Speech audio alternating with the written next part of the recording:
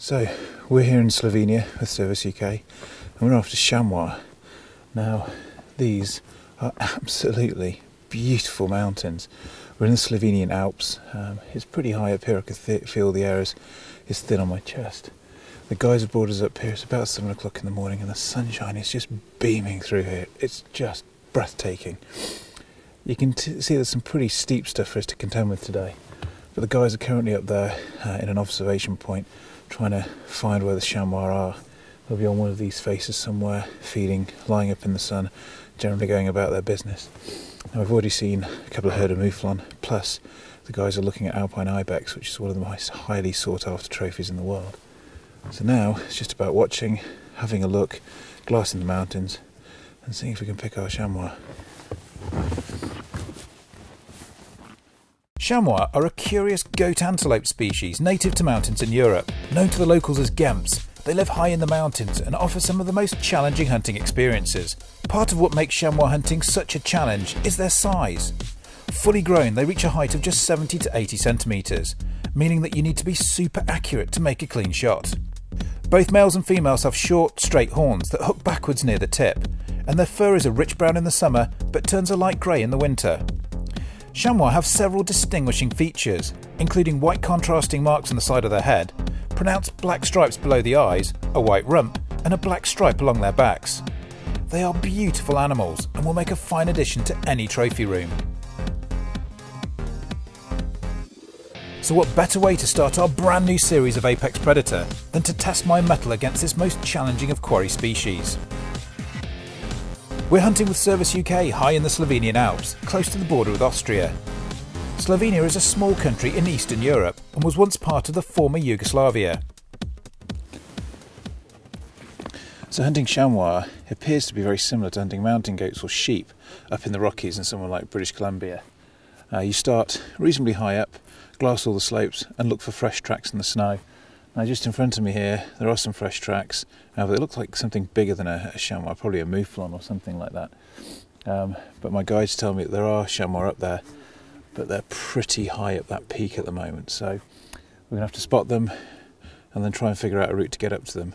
It's also very important you pick one of the right size. Here they're judged on the accuracy of their trophy identification and also making sure they're harvesting a mature animal, so we can't just take anyone, we've got to be picky. Once again, patience is key. It's mid-December and as usual, at this time of year there's been heavy snowfall. Although it isn't snowing today, the temperature is around -5 degrees centigrade and there's around a foot of snow on the ground.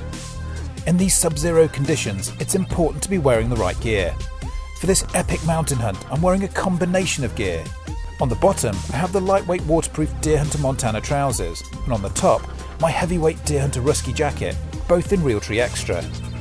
Now there's a good reason for this. When climbing in the snow, I will always wear lightweight layers. Once you start moving up, your temperature will rise. The breathable Montana trousers keep out the wet, but don't make you sweat. Then on the top, I wear a compression base layer, lightweight technical shirt, and finally a fleece gilet to prevent my backpack from rubbing my skin. The Rusky jacket then goes into the pack until I reach the top. Once up there, its super insulating properties keep me warm and dry while spotting for game. The scenery here in Slovenia is absolutely breathtaking, but so is the altitude. We're climbing up to 1500 metres above sea level today, and the air can get pretty thin. This definitely isn't a hunt for the faint-hearted or the unfit. Good job I'm in reasonably good shape. It's tough going. They like to live in some pretty extreme places.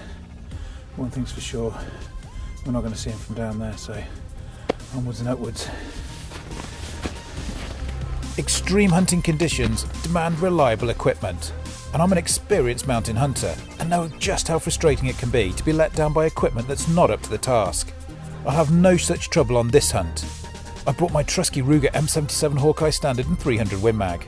This rugged and reliable rifle has been with me on other extreme hunts, including my epic elk and mule deer hunt with Wolverine Creek in the Rocky Mountains, so I know it's capable in any conditions. On top we have the awesome Swarovski Z6 5-30x50. This scope offers incredible precision at long range, and amongst the bright white snow and dark tree line, I need a scope that is both robust and offers superb clarity. so getting the bullet there won't be a problem. However, I need maximum terminal performance up there in the mountains. What we shoot must go down. This is where the phenomenal Hornady Interlock 180 grain ammunition steps up to the plate.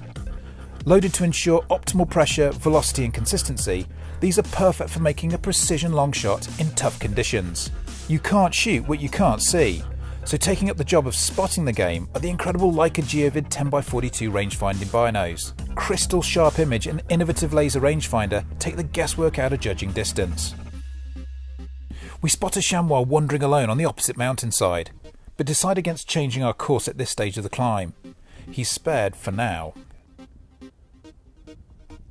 We reach a large opening on the mountain, just above 1400 metres, that gives us a fantastic spot to glass the surrounding mountainsides. We glass and glass some more, but it doesn't look like the chamois are grazing on this particular area today. Although there are plenty of hikers on the mountain, and perhaps that's what's pushed on the game. So we head back down the mountain for a change of plan.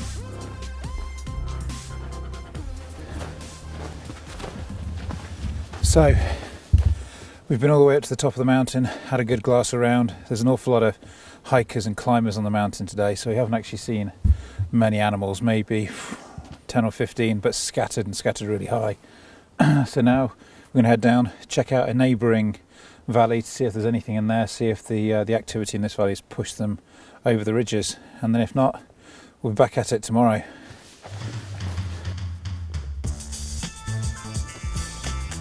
Heading down the mountain is almost as difficult as heading up, with a thick snow on the ground making finding your footing pretty tricky. Plus, we need to be moving fairly quickly as the sun begins to fade in the winter sky. Across the next mountain we quickly see signs of life. Although this rhodo isn't what we're looking for today, it's still encouraging to see. Then my guide spots a small group of chamois on the mountainside and we quickly move on.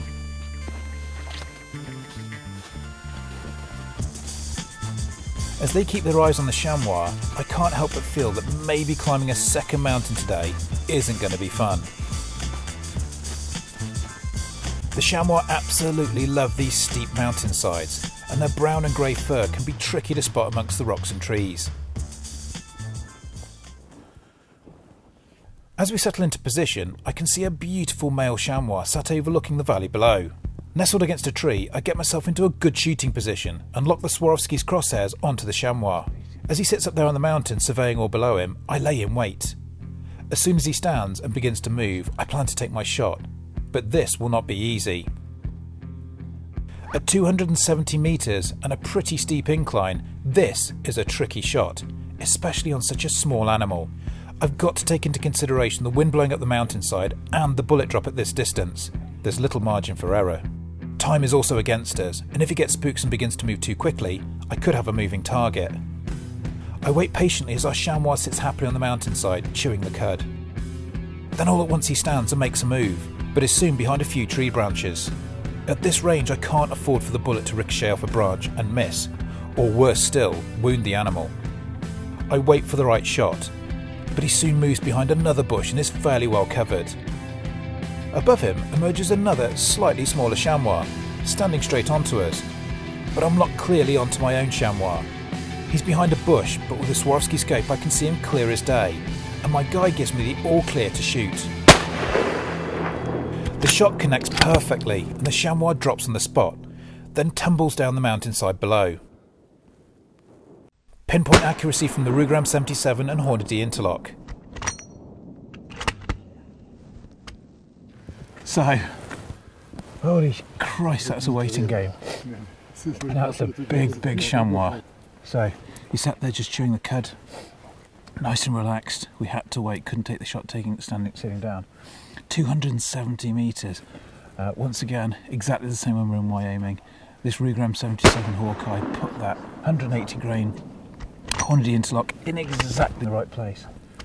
Phenomenal, what a rush. Right above it, as you could see, there was another younger, smaller chamois. I just stood watching.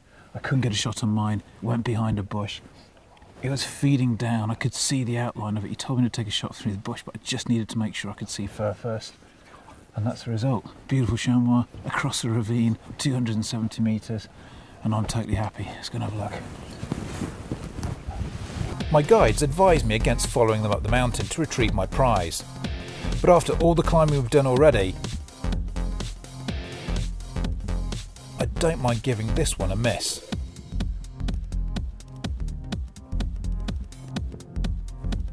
It isn't long before they've got my chamois and are heading back down. As my guides make it down the mountain, I take over the reins and pull the chamois the rest of the way. My beautiful Gamps, or chamois. Now it's a male. He's in pretty good shape. How old is this buck? Maybe 4. 4 years, so it's not particularly old, but he's very handsome. He's in pretty good shape. Now slightly quartering away, as you saw. Took the shot towards the back of the rib cage and it exited at the neck just towards the front, so took him straight down, spinal damage, as well as taking out one or probably both of his lungs. So a phenomenally very, very pretty animal, in great shape, a little bit of a wait, but it was worth it in the end. So my first Slovenian Alpine Chamois, and thank you very much. Now I've got to get him back. What a beautiful chamois, beautiful scenery, and now a beautiful setting sun. To book your own epic chamois hunt with Service UK in Slovenia, visit service-uk.co.uk. Subscribe to Team Wild TV for our phenomenal lineup of new shows for 2013 and enjoy the best hunting videos on YouTube. Next time on Apex Predator, we hunt an elusive waterbuck in the wild bush of Mozambique. Join us in 2 weeks to see if we can finally catch up with this big plains game animal in what is truly wild Africa.